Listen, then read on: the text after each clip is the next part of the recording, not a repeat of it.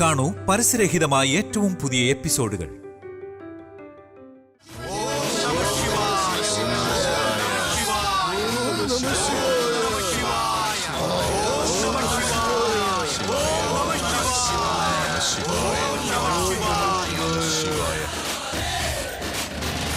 ദുഷ്ടശക്തികൾ ശിവഭഗവാന്റെ ശക്തി അപഹരിക്കുന്നതിനായി അവിടെ പദ്ധതി ഇടുകയാണ്. ക്ഷേത്രത്തിനുള്ളിൽ കയറാനായി ദുഷ്ടശക്തികൾ തീരുമാനിച്ചു കഴിഞ്ഞു. നാഗദേവതകൾ പൂജ ചെയ്യുന്ന ആ നാഗമാണിക്യം ദുഷ്ടശക്തികളുടെ കൈ കിട്ടിയ പിന്നെ ദുഷ്ടശക്തികൾക്ക് ക്ഷേത്രത്തിനുള്ളിൽ പ്രവേശിക്കാൻ ഒരു ബുദ്ധിമുട്ടും ഉണ്ടാകില്ല. അങ്ങനെ വല്ലതും സംഭവിച്ചാൽ സർവവും നശിക്കും.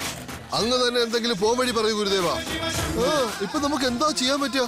ദുഷ്ടശക്തികളെ നശിപ്പിക്കാൻ വേണ്ടി മഹാദേവൻ തന്നെ നേരിട്ട് വരണമെന്നില്ല. നമുക്ക് തന്നെ ചെയ്യാവുന്നതേ ഉള്ളൂ. ഓം നമഃ ശിവായ. ഓം നമഃ ശിവായ.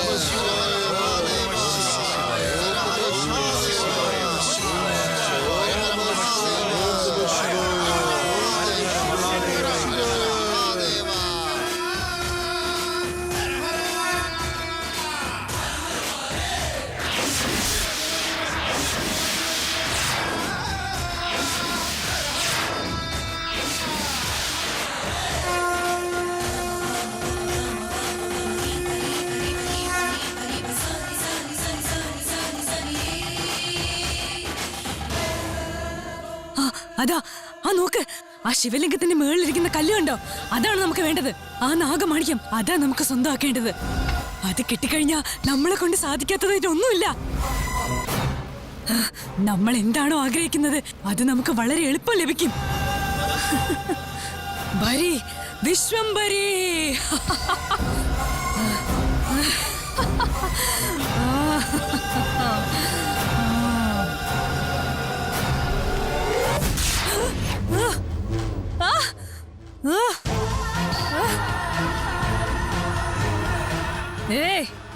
എന്ത് ശക്തിയാ ഇത്? എന്നെ തടുക്കുവാണോ? അതെനിക്കൊന്ന് കാണണമല്ലോ.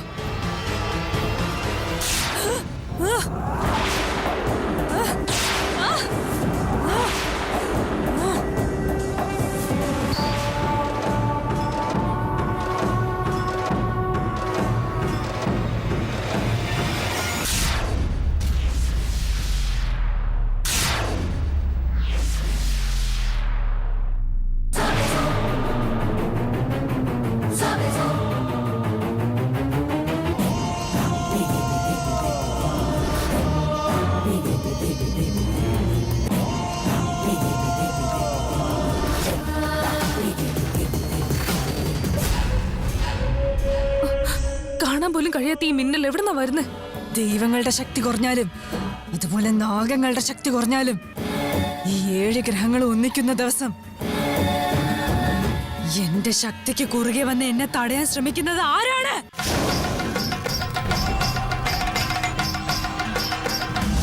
ആരാ?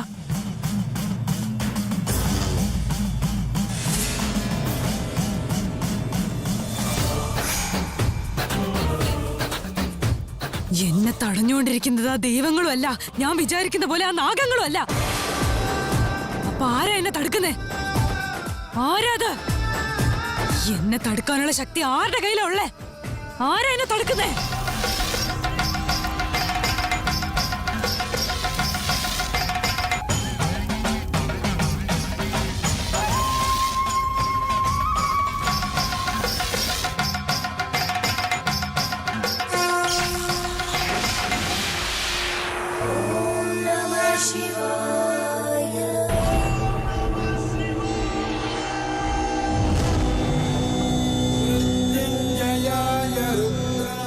ഈ 7 ഗ്രഹം ഒന്നായി തീരുന്നെന്ന് എന്റെ ശക്തിയെ തടുക്കാൻ ആർക്ക് കഴിയില്ല.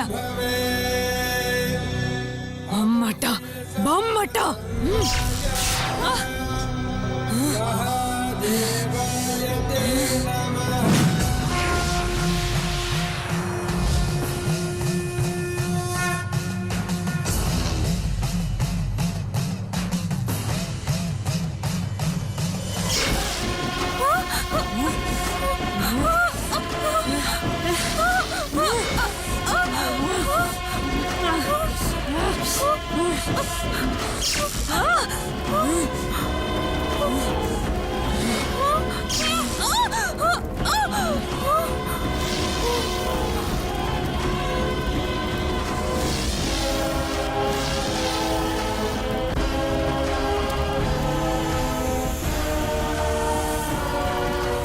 ദേ നോക്ക്, നമ്മൾ ഇനി ഇവിടെ നിൽക്കുന്നത് ആപത്താണ്.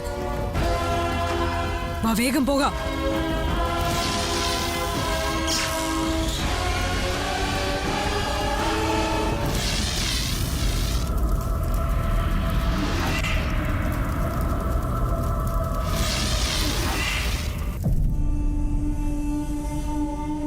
മോളെ ഭവാനി, ഭവാനി, മോളെ ഭവാനി, ഭവാനി, അമ്മാവ മോളെ ഭവാനി, എന്തു പറ്റി അമ്മാവ? മോളെ ഭവാനി, അവൻ മോളുടെ അച്ഛനവിടെ കൊല്ലാൻ ശ്രമിച്ചോണ്ടിരിക്കുക. എന്റെ അച്ഛനെ കൊല്ലാൻ ശ്രമിക്കുന്നെന്നോ? ആരാ അമ്മാവ? ആദ്യം മോളുടെ അച്ഛനെ രക്ഷിക്കണം. മോളൊന്ന് വാ. എന്റെ അച്ഛൻ ആരെ കൊല്ലാൻ ശ്രമിക്കുന്നത് അമ്മാവ? ആദ്യം എന്റെ കൂടെ ഒന്ന് വാ മോളെ, വാ.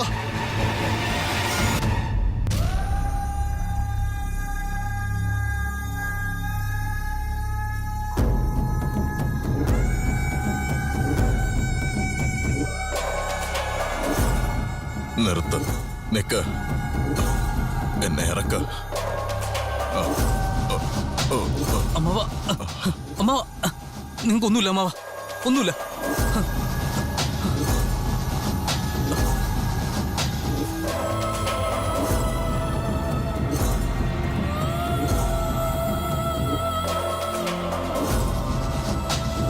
അമ്മാവ, അമ്മാവ, നിങ്ങൾക്കൊന്നുമില്ല അമ്മാവ. അമ്മാവ, ഞാനുണ്ട് അമ്മാവ കൂടെ. അമ്മാവ, കണ്ണുറക്കമ്മാവ, എന്നെ നോക്ക്. ഒന്നുമില്ല അമ്മാവ, അമ്മാവന് ഒന്നും സംഭവിക്കില്ല അമ്മാവ. അമ്മാവ, അമ്മാവ.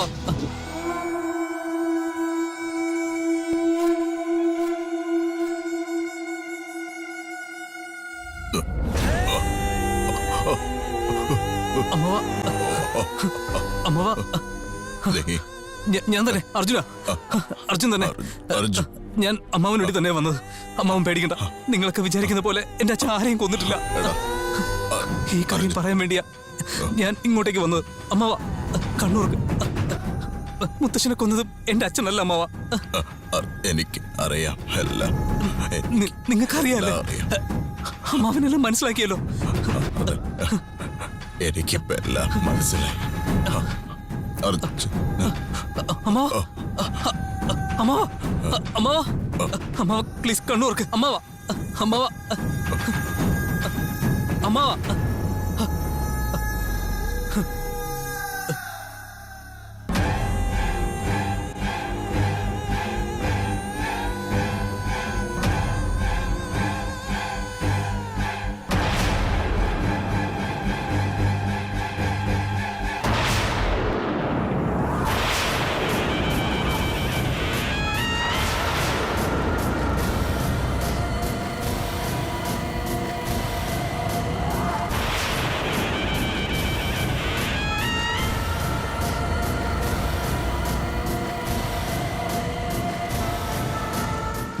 നോക്ക് മോളെ, നിന്റെ അച്ഛനെ അവൻ കൊല്ലാൻ ശ്രമിച്ചോണ്ടിരിക്കുക.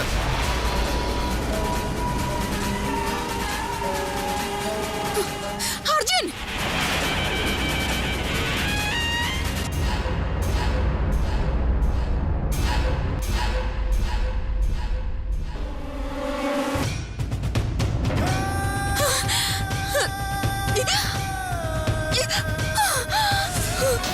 അച്ഛാ, അച്ഛാ, അച്ഛാ, എഴുന്നേക്ക് അച്ഛാ, അച്ഛാ, അച്ഛാ, എഴുന്നേക്ക് അച്ഛാ, അച്ഛാ, എന്തെങ്കിലും സംസാരിക്കാം അച്ഛാ, അച്ഛാ, അച്ഛാ, എഴുന്നേൽക്ക് അച്ഛാ. എന്താടാ, നീ എന്റെ അളിയനെ കൊന്നോ?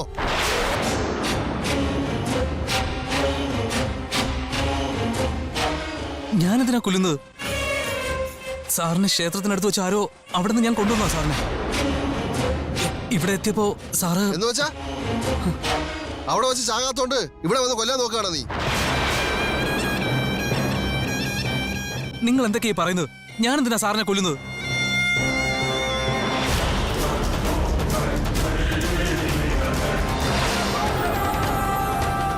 നീ എന്റെ അച്ഛനെ കഴുത്ത് ഞെരിച്ച് കൊല്ലുന്നത് ഞാൻ എന്റെ കണ്ണുകൊണ്ട് കണ്ടതാ.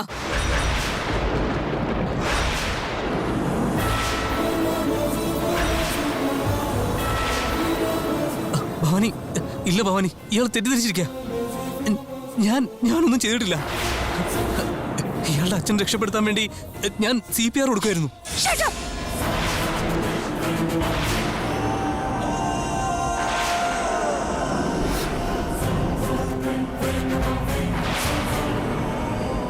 എന്റെ അച്ഛനെ നിങ്ങൾ എന്തിനാ കൊന്നത്? ഭവാനി, എന്നെ ഇയാൾക്ക് അറിയില്ലേ ഭവാനി? അറിയാവുന്നത് കൊണ്ടാണ് ഞാൻ നിന്നെ മുഴുവനായിട്ട് വിശ്വസിച്ചത്. നിന്നെ വിശ്വസിച്ചത് കൊണ്ടാണ് എനിക്ക് ഈ ഗതി വന്നത്. ഞാൻ എന്റെ അച്ഛൻ നിന്നോട് എന്ത് തെറ്റ് ചെയ്തിട്ട് നീ എന്റെ അച്ഛനെ കൊന്നത്? ഭവാനി, ഇയാളുടെ ദേഷ്യം എനിക്ക് മനസ്സിലായി. പക്ഷെ ഞാൻ പറയുന്നതോടെ ഒന്ന് കേട്ടൂടെ? നിനക്കെന്താ പറയാനുള്ളത്? ഞാൻ എന്റെ കണ്ണുകൊണ്ട് കണ്ട കാര്യങ്ങള് അതൊന്നും അങ്ങനെയല്ലെന്ന് നീ വരുത്തി തീർക്കാൻ ശ്രമിക്കുകയാണോ? അങ്ങനെയല്ല. എന്തിനാ എന്റെ അച്ഛനെ കൊന്നത്? എന്തിനാ കൊന്നെന്ന് പറയാൻ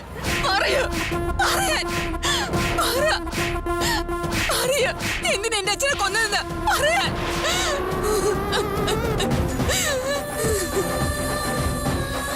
ഭവാനി, ഞാൻ പറയുന്നത് കേക്ക്. ഇപ്പൊ CPR കൊടുത്താ ഇയാളുടെ അച്ഛൻ രക്ഷപ്പെടാനുള്ള ചാൻസ് കൂടുതലാ.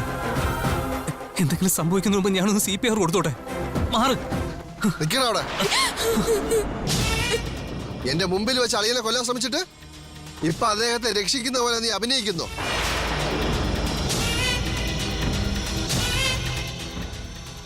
ഞാൻ എന്തിനു അഭിനയിക്കണം സർ? നിങ്ങൾ വെറുതെ എന്നെ തെറ്റിദ്ധരിച്ചിരിക്കുക. ആദ്യം അദ്ദേഹത്തെ എങ്ങനെയെങ്കിലും രക്ഷപ്പെടുത്താൻ നോക്കട്ടെ സർ, പ്ലീസ്. മതി, നിർത്തണം നിന്റെ അഭിനയം. സർ, അദ്ദേഹത്തിന് ഉടനെ CPR കൊടുത്തില്ലെങ്കിൽ സർ, ഞാൻ പറയുന്നൊന്ന് മനസ്സിലാക്കാൻ. CPR കൊടുത്താൽ സാർ തിരിച്ചു വരാനുള്ള ചാൻസ് വളരെ കൂടുതലാണ്. ഞാനൊന്ന് ചെയ്തോട്ടെ സർ, പ്ലീസ്. എന്തിനാടാ നമ്മുടെ കുടുംബത്തിന് വീണ്ടും വീണ്ടും നീ ഇങ്ങനെ വന്ന് ഓരോന്ന് ചെയ്യുന്നത്? അന്ന് നിന്റെ അച്ഛൻ എന്റെ അമ്മാവനെ ഇവിടെ വെച്ചാ കൊന്നത്. ഇന്ന് എന്റെ അളിയനെയും ഈ സ്ഥലത്ത് തന്നെ കൊല്ലാൻ ശ്രമിക്കുന്നു. എന്തിനാടാ നമ്മുടെ കുടുംബത്തിന് ഇങ്ങനെ ദ്രോഹിക്കുന്നത്? നിനക്ക് സ്വത്താണ് വേണ്ടതെങ്കിൽ എന്റെ അളിയനോട് ചോദിച്ചാ നീ ചോദിക്കുന്നതിന് കൂടുതൽ തരൂടാ. വെറും സ്വത്തിന് വേണ്ടി ഇത്രയും കൊലപാതകങ്ങളോ? എത്ര പേരെ കൊല്ലുവാടാ നിങ്ങളൊക്കെ മനുഷ്യര് തന്നെയാണോടാ? സർ, ഇതെന്തൊക്കെയാ സാർ സംസാരിക്കുന്നത്? ഇത്രയും മോശം. നീ അന്ന് വീട്ടിൽ വന്നപ്പോ എന്തോ ദേഷ്യത്തിലാണ് നീ എന്റെ കഴുത്തി പിടിച്ചതെന്ന് ഞാൻ വിചാരിച്ച്. അന്ന് നടന്ന ആ ചെറിയ പ്രശ്നത്തിന്റെ പേരില് നീ ഈ വലിയ മനുഷ്യന്റെ ജീവൻ തന്നെ എടുത്തല്ലോടാ. ഛേ,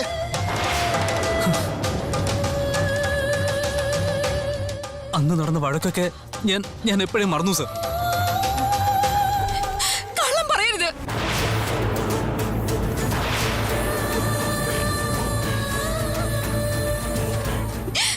നീ ഒന്നും മറന്നിട്ടില്ല. നീ മറക്കാത്തത് കൊണ്ടാണ് പക മനസ്സിലിട്ട് വലുതാക്കി എന്റെ അച്ഛനെ നീ ഈ രീതിയിൽ കൊന്നു കളഞ്ഞത്.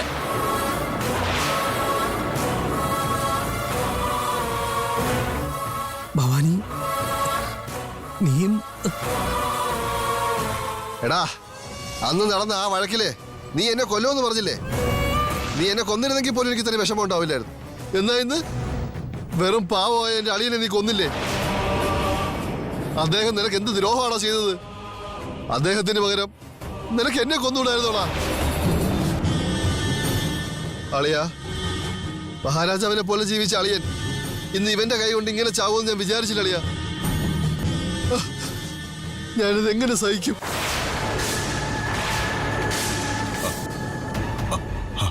അമ്മാവാ, അമ്മാവാ.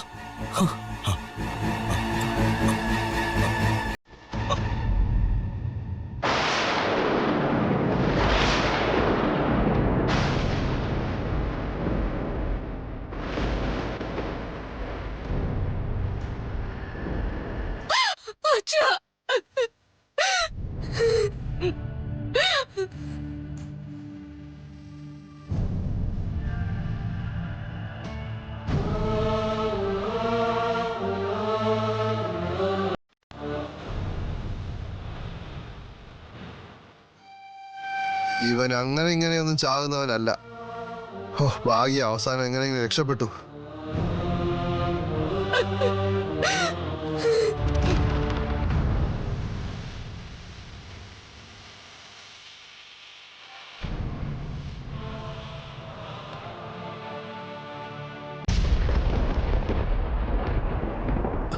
ഭവാനി, ഞാനൊന്നും ചെയ്തിട്ടില്ല ഭവാനി. ഇയാളുടെ അച്ഛനെ ഞാൻ അമ്മാവനെ ഞാനൊന്നും ചെയ്തിട്ടില്ല. സത്യത്തിൽ ഞാനൊന്നും ചെയ്തിട്ടില്ല, എന്നെ വിശ്വസിക്കേ.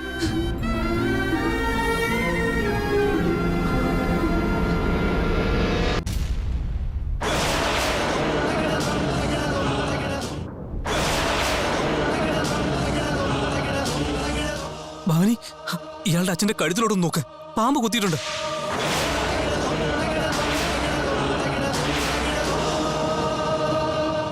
അപ്പോ ഇയാളുടെ അച്ഛനെ പാമ്പ് കടിച്ചതാണ്. ഞാൻ അദ്ദേഹത്തെ ഒന്നും ചെയ്തിട്ടില്ല. ദേവി, ഇത് ഇപ്പോഴെങ്കിലും എന്നെ ഒന്ന് വിശ്വസിക്കേ. പാമ്പ് പാമ്പ്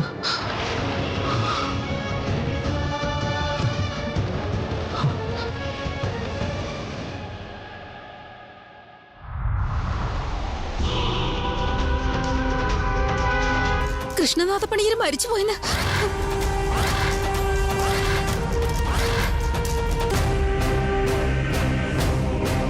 അതെ, കൃഷ്ണനാഥ പണിക്കർ മരിച്ചുപോയെന്ന്. കേട്ടില്ലേ? കൃഷ്ണനാഥ പണിക്കർ മരിച്ചുപോയെന്ന്.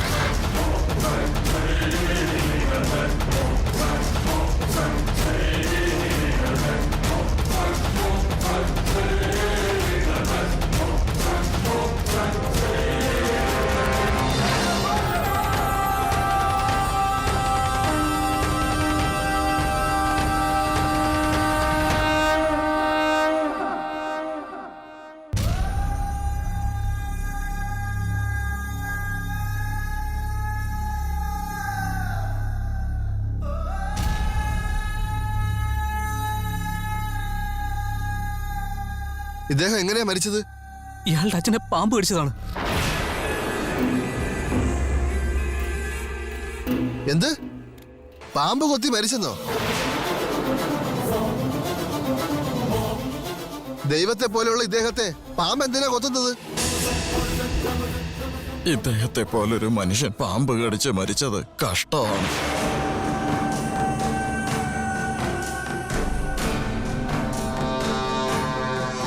നാഗദേവതയെ കുലദൈവമായി ആരാധിച്ചുകൊണ്ടിരിക്കുന്ന ഇദ്ദേഹത്തെ പാമ്പ് കൊത്തി കൊന്നെന്ന് പറഞ്ഞാൽ ഞങ്ങൾ എങ്ങനെ വിശ്വസിക്കും? പൂജ ചെയ്യുന്ന നാഗൻ തന്നെ അദ്ദേഹത്തെ കൊത്തിയിട്ടുണ്ടെങ്കിൽ അദ്ദേഹം എന്തോ ഒരു തെറ്റ് ചെയ്തിട്ടുണ്ട്.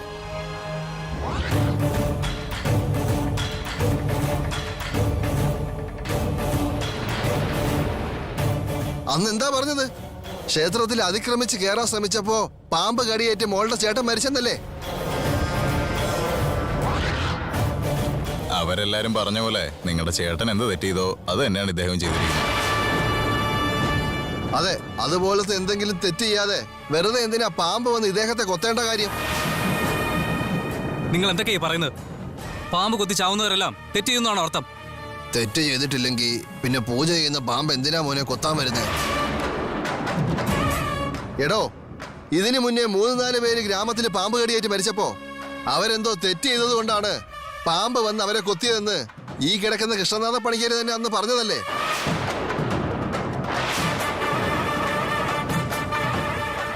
കൃഷ്ണനാഥ പണിക്കര് പറഞ്ഞു വെച്ച് നോക്കുമ്പോ അന്ന് സുനന്ദ പറഞ്ഞതും ശരിയാണെന്നാ തോന്നുന്നത്.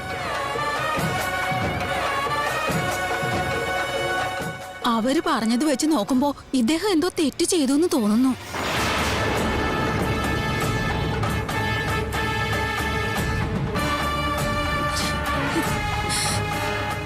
നീ ചെയ്തിരിക്കുന്ന ഈ തെറ്റ് മറയ്ക്കാൻ വേണ്ടി മരിച്ചുപോയ എന്റെ അച്ഛനെ ജനങ്ങളുടെ മുന്നിൽ നാണം കെടുത്താൻ ശ്രമിക്കുകയാണോ?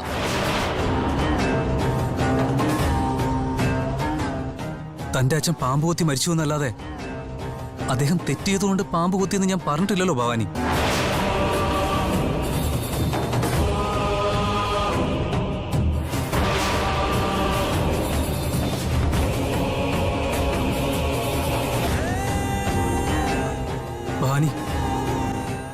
സാധാരണ നടന്നു പോകുമ്പോ പാമ്പ് കാലിലോ മറ്റോ കൊത്താറുള്ളൂ. ഇനി കൂടിപ്പോയാ കയ്യിലോ അരയിലോ കൊത്തും. പക്ഷേ ഇതിപ്പോ കഴുത്തിലാണല്ലോ കൊത്തിയിരിക്കുന്നത്.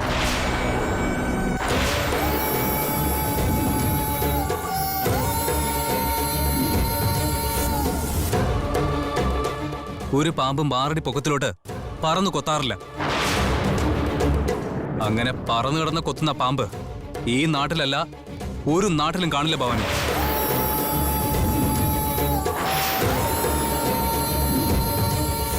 അന്ന് ഇയാളുടെ ചേട്ടൻ മരിച്ചു കിടന്നപ്പോഴും പാമ്പ് കൊത്തിയ അടയാളം ഉണ്ടായിരുന്നു.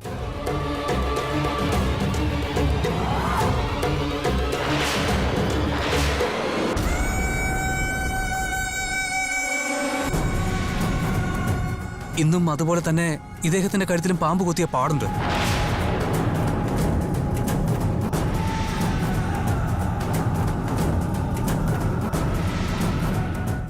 അങ്ങനെയാണെങ്കിൽ ഇയാളുടെ അച്ഛനെയും ചേട്ടനെയും കൊത്തിയത് വെറും ഒരു പാമ്പല്ല.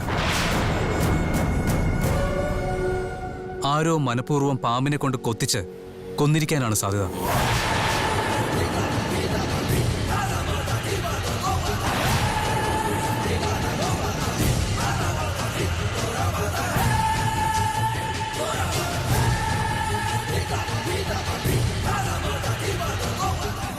ആരോ പാമ്പിനെ കൊണ്ട് കൊത്തിച്ചിട്ട് എന്റെ അച്ഛനെ കൊന്നതാണെന്ന് തോന്നുന്നു.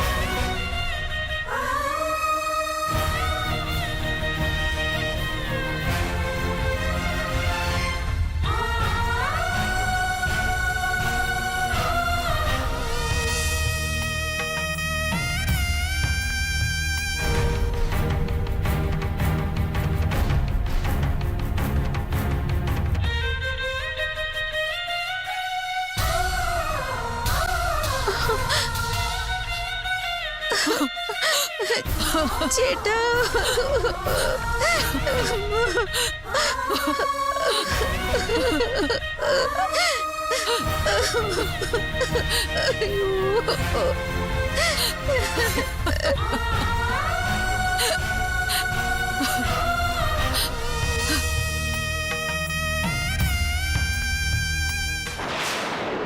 കൃഷ്ണ,